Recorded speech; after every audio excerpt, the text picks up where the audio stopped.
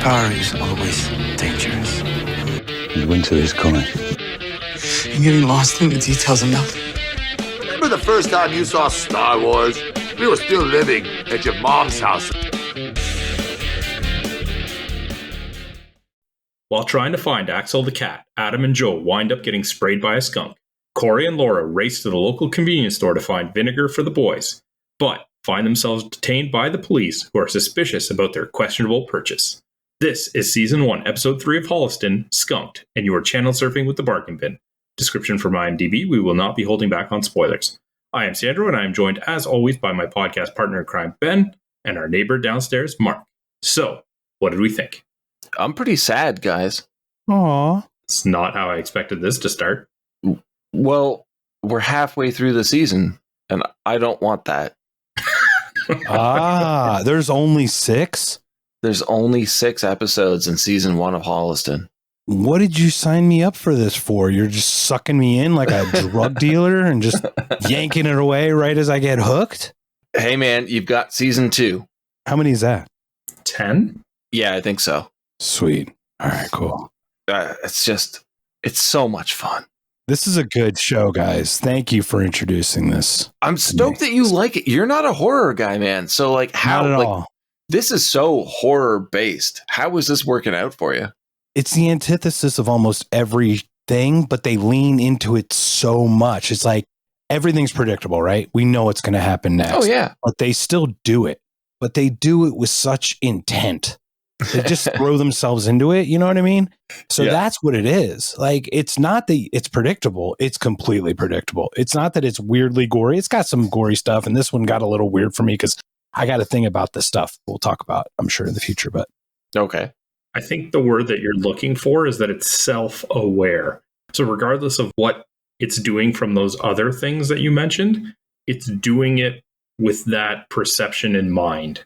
yes. Yeah, that's a great way to say it. Gusto is what I would use to describe this show. When do you ever use gusto in your vocabulary? Almost never. But it's so...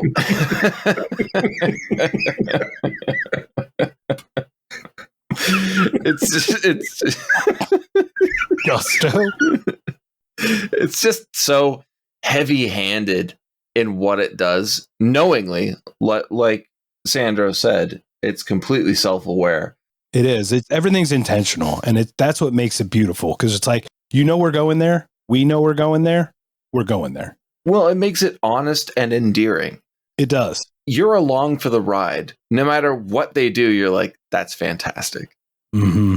It was great. The opening scene, from the opening scene on, and when they were showing how to do the different blood and then the different ingredients in them. Perfect. Let's get into that, man, because we start off again with the movie Crypt show on public access, and like you said, how to make fake blood. This is basically common knowledge for any horror fan, specifically people who like the Evil Dead series, because you learn about how they made all the fake blood on set that like Bruce Campbell and all the actors got doused with. But then how to make something look even more realistic, and that's the use of photo flow, which is a film cleaner.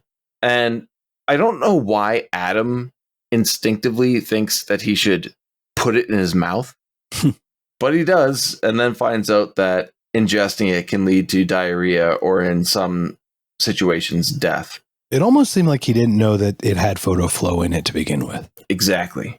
It's almost like he just watered it down or something, or thought he watered it down. A question for both of you here. There's already weird animosity here, and I don't fully understand why. Did I forget something from the previous episode that has Adam mad at Joe? Adam hates himself. Well, we know that. Didn't he walk off the set in episode 2 swearing at him? Maybe. Not that I expect this show to carry over something like that. Yeah. Overarching plots are minimal and only touched on, and usually they're involving Adam and Corri's past relationship. But that's the only thing I can see, is that they kind of did bridge that. But I honestly just think it was one of those. It's one of those days. Yeah, and that could very well be, because this is very much a episode by episode, no overarching story, really, except for the like you said, Sandro, the history between Adam and Corri, and of course them wanting to get shin pads made. So other than that, you can watch any of these episodes out of order. Sure. So I just found it really weird that we start off with, for me, was a little bit of confusion, but still really funny. This is what I'm thinking. Maybe, it's their third episode as actors. And maybe they're like, we need to ham up that animosity between us. So they lean into it a little more than they did last time. Maybe. They're just not good at measuring it properly quite yet, or metering it. It could be. Yeah, like they've acted before in bit roles, but never have they been the stars. Right. And they're really good friends. Imagine acting across from your best friend or your really good friend that you know so well, trying not to laugh, trying to be serious. I mean, good point. You're probably trying to make each other laugh. So you're probably going extra, How can I make you, get on the gag reel? Speaking of extra, we get scary Asian guy again. This is all we ever really get from him. Just the stare? Yeah. Oh, yeah. Like we said in episode 1, they don't expand on this. You see it multiple times, but it doesn't go beyond this. What I do like about this one, though, because he couldn't see out of his one eye, he had to turn to see what he was looking at. Yeah, because he was blinded from the fake blood that Adam sprayed on him, so he had to actually turn his... Which is so ridiculous, because he knows his surroundings. It's his apartment. He knows he has to go to the right, but calls out for Adam and then walks into the wall to his left. You're like, this is just goofiness, and I'm totally along for the ride. Totally good with it. Totally good. I mean, running in, like, after being skunked, I mean, come on. Oh, this is before, right? This is a running in from the show, right? They're about to take the shower. Exactly. There's so much stuff going on in this show. It's like all happened at once, and I want to talk about all of it. It's so exciting. Yeah, it's very dense for a 35-minute runtime, and that's not what you ever expect from a sitcom. Not at all. So we get Axel the cat is now missing because Joe left the sliding door open, and I honestly really love the little backstory about, well, Joe calls it out. He's like, what kind of grown man has a cat anyway? Or a single man has a cat anyway? Why not just have a hamster? He's like, I had a hamster, but someone left the sliding door open. So he lost Horace Pinker however many years ago. Heartbreaker. It was a year, I think. A year. But they do go search for him, and they find what they think is Axel, only it's a skunk. And Sandra brought up a really good point. And my note here just says foot acting. Sandra, do you want to carry that one along? Yeah, when they go looking for Axel, they put the camera under the vehicle that obviously the skunk is hiding under. And it makes sense that Joe is the one that reaches for him because he is blinded in the one eye because of that. So obviously good writing in that it all fits together. But before they actually go to look under the car, these two are moving their feet and emoting what the voiceover is doing very well. For non-actors, their feet can act. Yeah.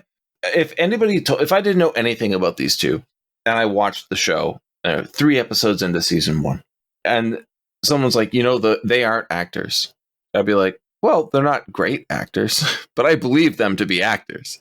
I would have expected for them to have like a decent back catalog of work.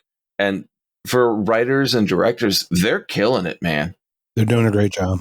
Yeah, I agree. And Sandra, it's funny. It's funny you mentioned that too, Sandra, because I was about to say the same thing. I'm like, check out that footwork. They talk to the left and their feet turn. They look forward. It's like their head. It's like they did such a great emoting with their feet. It was cool. It's great. Also, the footwear too works very well for both characters. But yeah, they discover that what's under the car is not Axel. It is, in fact, a skunk, and they get sprayed. So they both rush back into the apartment and both have to jump in the bathtub at the same time. So at the same time. It's so sitcom-y. Oh, everything about this is. It is so. Everything about this was so sitcom-y. And they stay in the tub for the rest of the episode. But we get Corri and Laura, finally. I love these two. And Laura's ribbing about the Bert and Ernie reference. It was so good, but it didn't make any sense to me. She's like, I'm sleeping with Bert, and then gets all like, you're sleeping with Ernie. It's like, yeah. I guess that's an insult, but I mean, that would be more the Adam.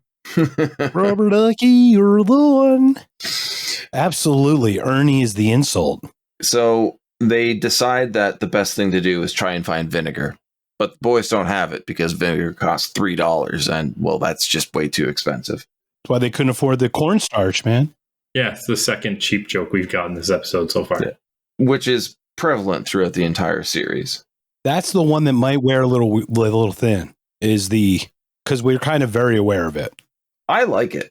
Yeah, I mean, I love the way they work around it, but like having to say it all the time, I guess, might be the one that might get me. But I don't know if they keep saying it. So, what do we think of Corri and Laura and the pronunciation of Market Basket? This is a joke that should not work as well as it does. It's so fucking funny. It is so good. And yeah, it goes on for what you would expect to be too long. Yeah, but this is one of those jokes that when I first heard it, it wasn't funny. Yeah. And then it got funny as it went on. And then the only reason they stop is because they hear Adam throw up in the other room. Yeah. And then we get a callback to it later. And it's even funnier then because they drag another person into it. It's great writing. It was beautiful. It did get better the longer it went. It started off with like, okay. And then 10 in, you're like, eh. And then 11 in, you're like, huh? And then like 30 in, you're like, this is phenomenal. Well, Corri English and Laura Ortiz destroyed the scene with their talent. It's so They're good. great together. They really are. I think all four of them together make a wicked troupe of actors. I'd like to say they're all extremely talented, but it's also like one of those things where they kind of caught lightning in a bottle. It feels like they got very lucky to find these people that they mesh with so well. I agree with that statement completely. But yeah, Mark, you said that Adam vomits. He projectile vomits all over Joe, who passes out. Well, he's fading anyway, hits his head on the side of the bathtub and knocks himself out. I love how they make it sound like he really smokes that bathtub. Yeah. And multiple times. It does happen 3 times in the episode, and it's hilarious every single time. And then we get a really bittersweet moment for me, and that's the joyous return of Horace Pinker, the hamster in his little walking ball, being so happy, like, Adam, I'm home.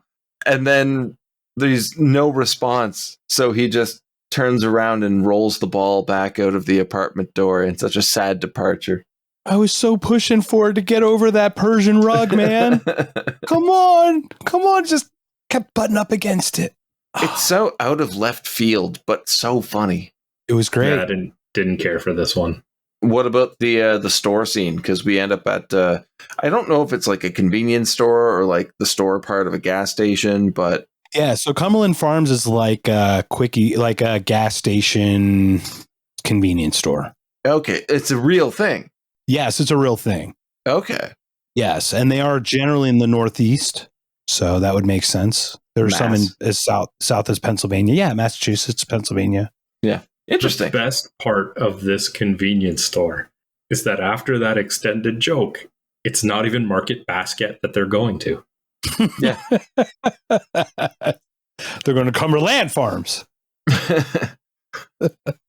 And what they get? Well, they can't get enough vinegar because there's just not enough in the store. 1 bottle. 1 bottle. Thank goodness Corri's a nurse, though. She knows what to do. Well, there's a lot of vinegar content in a douche, apparently. So they decide to buy every single box that the store has. I mean, interesting twist, but we don't stay there for long. We'll go back to it because we jump back to the boys' apartment in the bathroom and we get odorous. May I very quickly, if I may, about Corri? She made a very big comment in the convenience store about her region and how pristine it was. That was way later in the episode, but sure. Wasn't that when? Was that after? Or does it keep cutting back and forth? It cuts back and forth. Okay, I will wait then, because I am out of turn. There's a lot in this episode, man. My head's swimming still. As I was saying, we get odorous. Odorous is never dominating screen time in any of these episodes. So when we get him, the scenes are short and sweet. And I found this one really fucking funny. because he wanders into the bathroom. Of course, Joe's unconscious, so Adam is the only one who can see him because he's Adam's imaginary best friend. And he decides he's going to help them both by pissing on them. When being told no, he automatically acknowledges the fact that he knows that it's vinegar for a skunk and it's urine for a jellyfish, but he was just going to do it anyway. I love how nonchalant and uncaring Odorous is, even when it comes down to his advice. He's just going to do what he wants and say what he wants, and he works on screen. Odorous Arungus from Guar should not be in this show, but he is, and I love every second of it. Sandra, what's your take on Odorous for not just this scene, but for being in Holliston? A plus or a negative? Absolutely a plus. This guy does elevate everything that he is involved in. I absolutely love even just the small part of this one where Adam says, like, would you just stay and keep me company? Remembering that this is his imaginary friend. Even his subconscious is like, nah, I'm out of here. Yeah. I have no time for you. It's like, you grow up with these sitcoms where, like, Home Improvement, you had Wilson across the fence giving sage advice that always backfires, but the advice is sound. In this case, it's completely the opposite. He gives Adam nothing, but Adam works with it every time. Joe coming to passing out again. So for knockout number 2.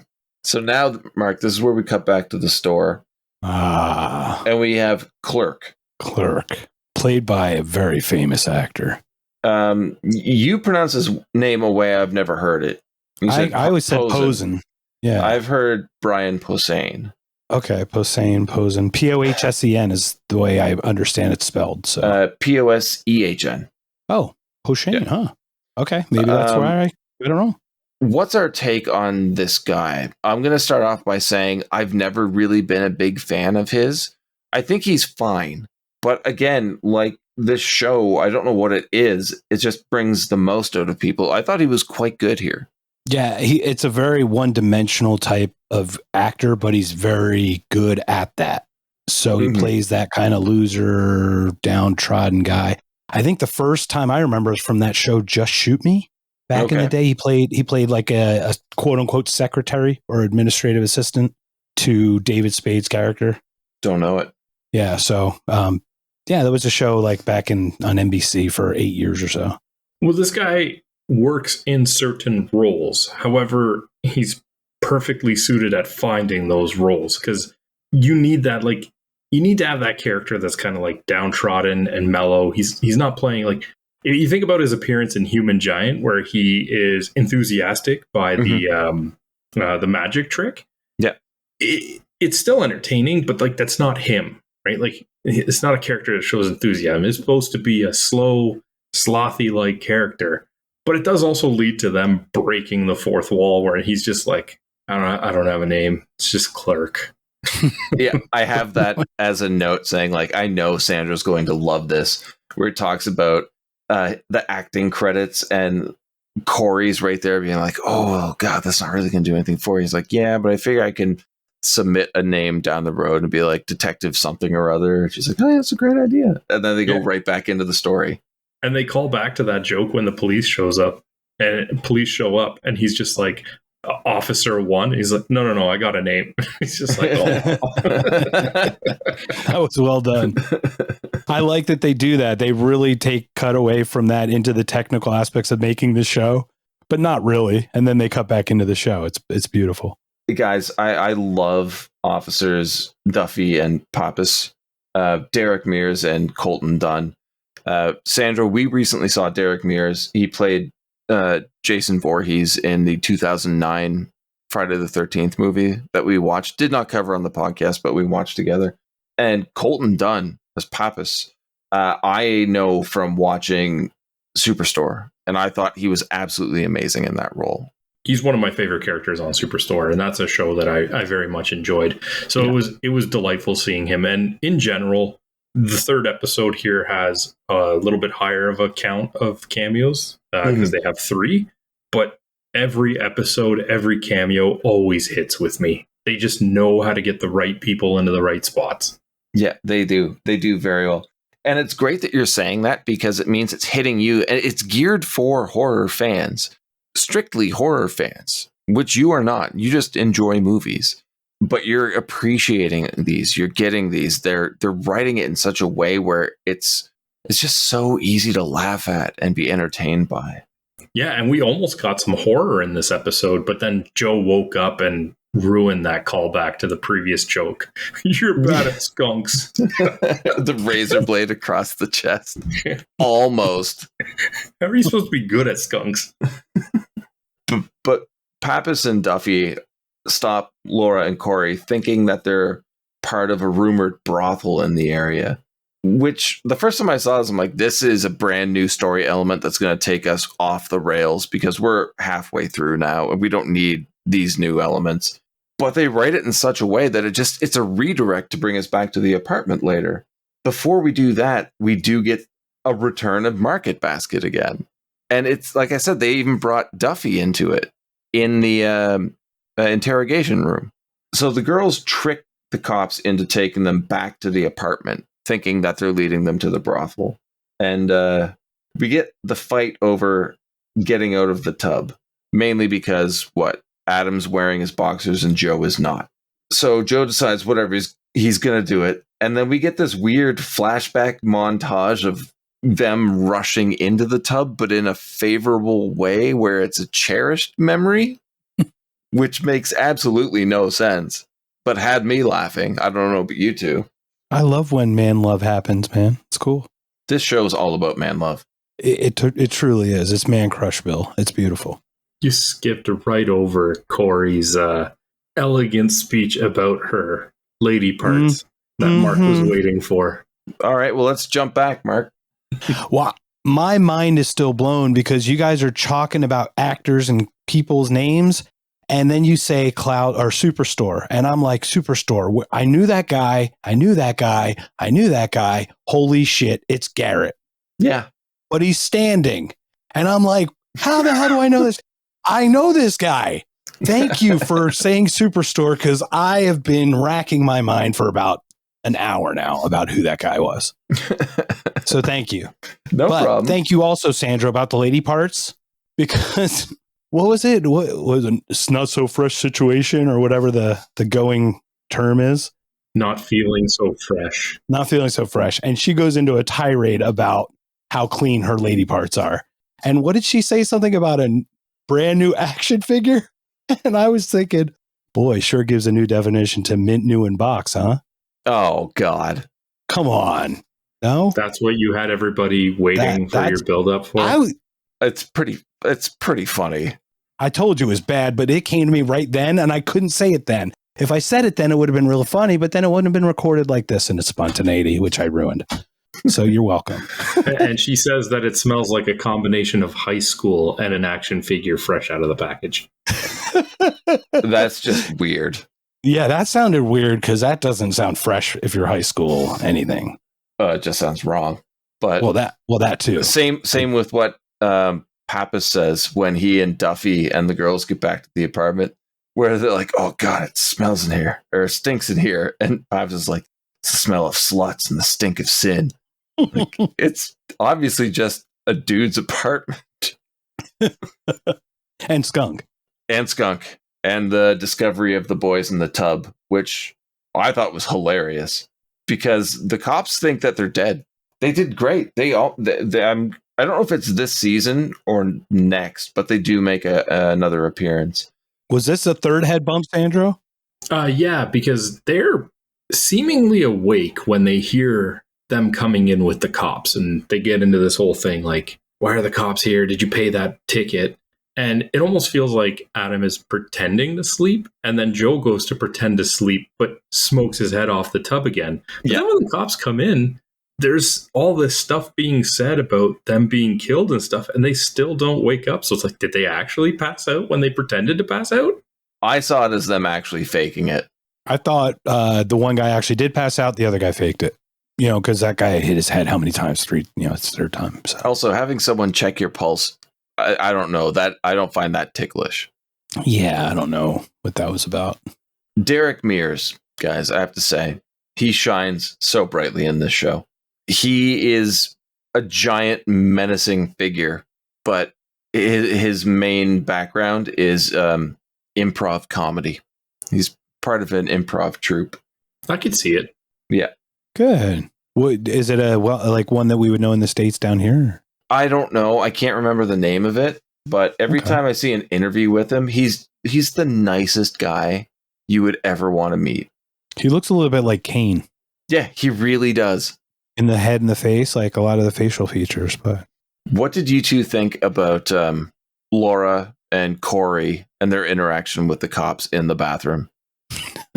More so like Corri being in the Hannibal Lecter mask because of what Laura said in the police station. Laura forcing Papa's hand on her breast to say that she was assaulted. And Derek Mears being like, dude, what are you doing? Not only does she force his hand there, then she goes, oh no, officer, don't. I'm only 14. He's like, dude. and then he was going to rat him out. He's like, yeah, I was a witness. I was too. I saw it. They're so goofy. It's great. I love it. I'm finding Laura to be the most evil, lovely woman in my entire life. I think she starts and finishes all the shenanigans.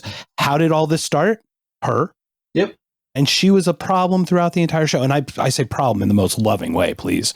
She's adorable. She is just amazing. Yeah. She is adorably evil. Menacing. I wish I was shopping for produce at the market basket when I met her.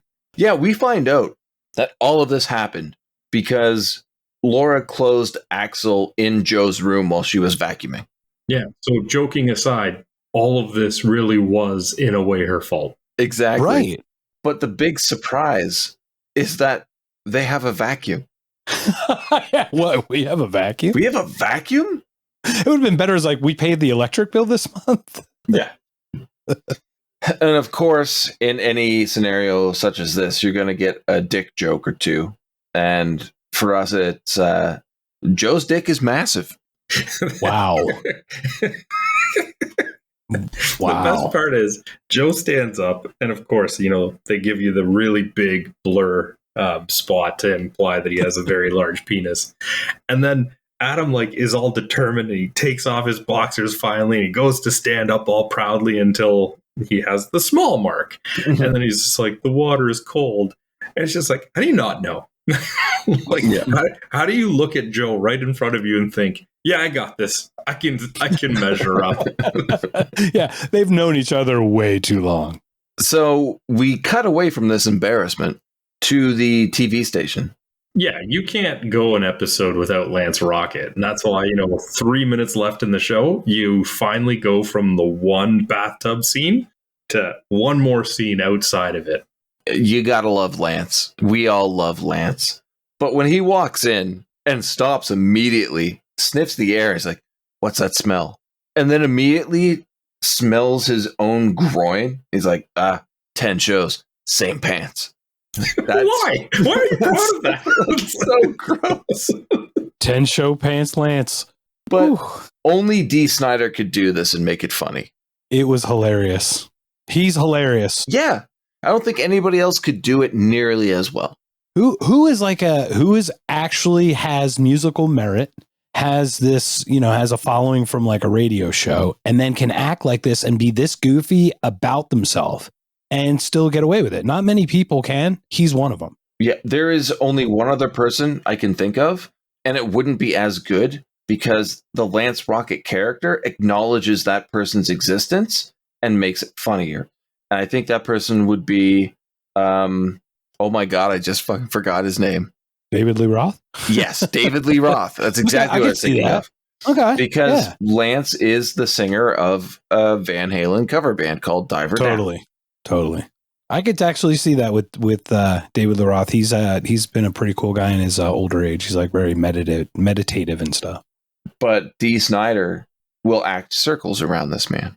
No, Lance Rocket, 10 shows, same pants, Filene's basement, shiny. He tries to convince Adam and Joe to go to the brothel which is the one that we were talking about earlier in the episode. And they both bow out of it. But that's fine, because he's got two other guys waiting for him outside the station. And he opens the door, and it's revealed to be Officers Duffy and Pappas undercover. And the three of them end up heading to the brothel as the episode ends.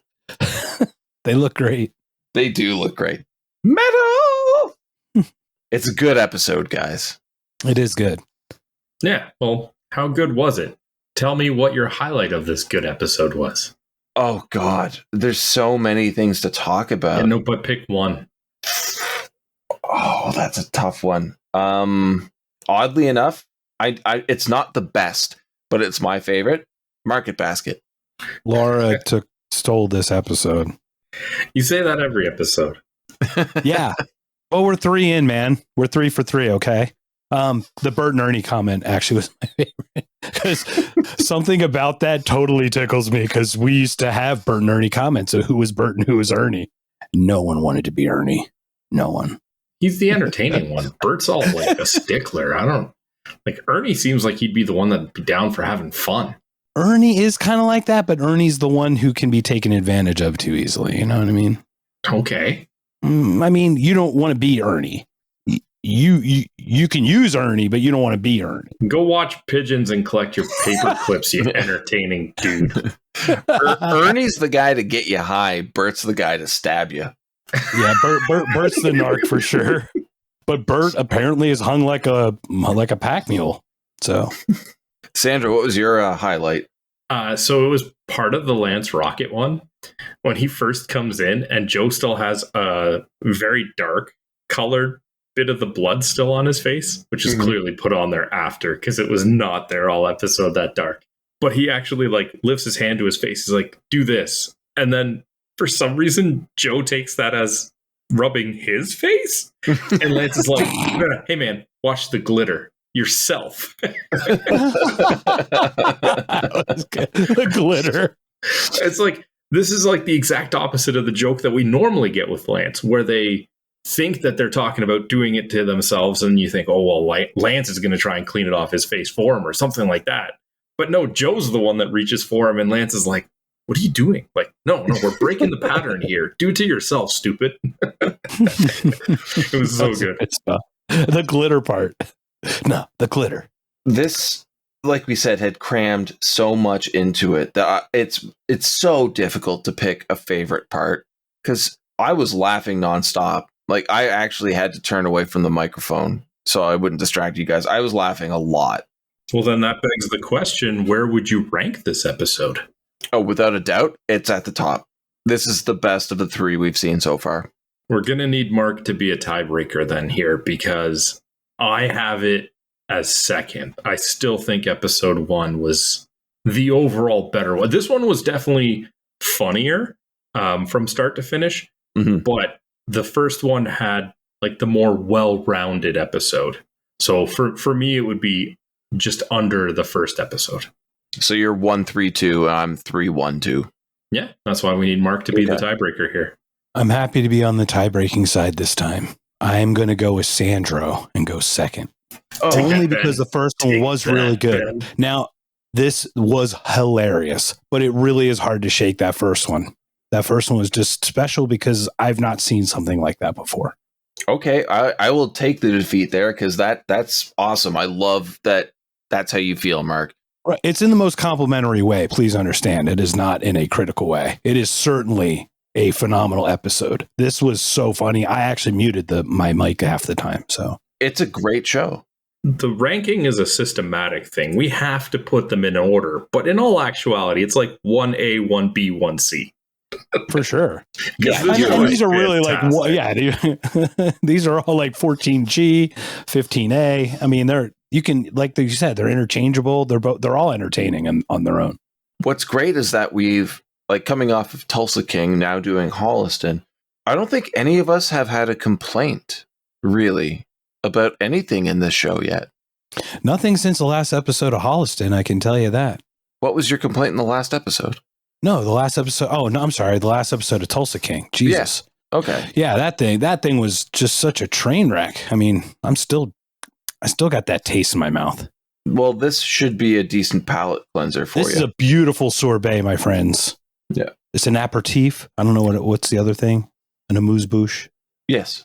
Well, I'm honestly very excited for the next episode because I think Sandro's going to have a blast, and I cannot wait to hear what you think of it, Mark.